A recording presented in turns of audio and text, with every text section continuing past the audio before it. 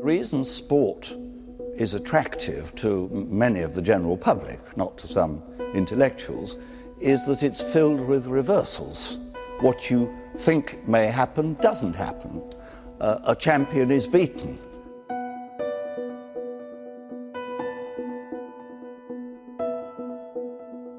The target of the 4-minute mile then came into view. It was talked about in the 30s and the Swedes got very close, but it had just taken us after the war to gradually come down to a time closer. It had conspired to become a possible barrier, physical or psychological.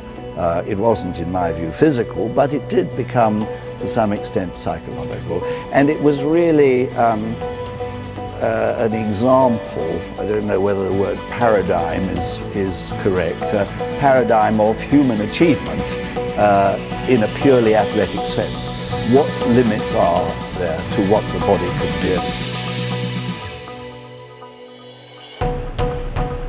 Well, most people, ladies and gentlemen, when something happens to them, what they do is they begin to believe that that's the way it is. That's the way it's always been.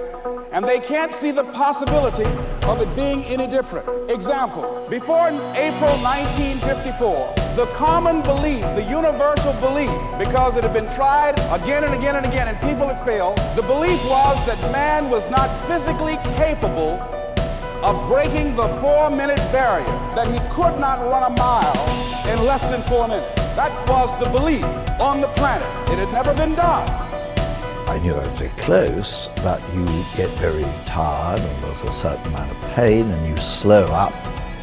You think you're going faster, but your legs are so tired that you are in fact slowing. I did collapse at the end.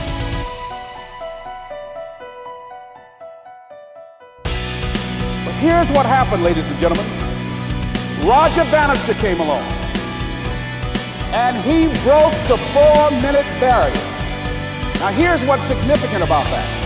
Since that time, up to this day, over 20,000 people have done it, including high school kids.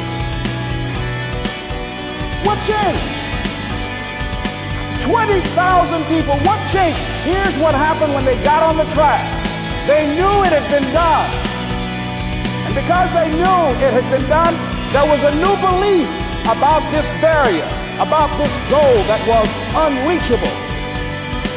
And those 20,000 people got in the race believing, knowing in their heart that someone had done it, that it's possible, that they could do it. And I'm saying that if you know anybody that had some goal, some dream, something they wanted to do, and they did it, then I'm saying that you know in your heart that if someone has done it, then you can do it.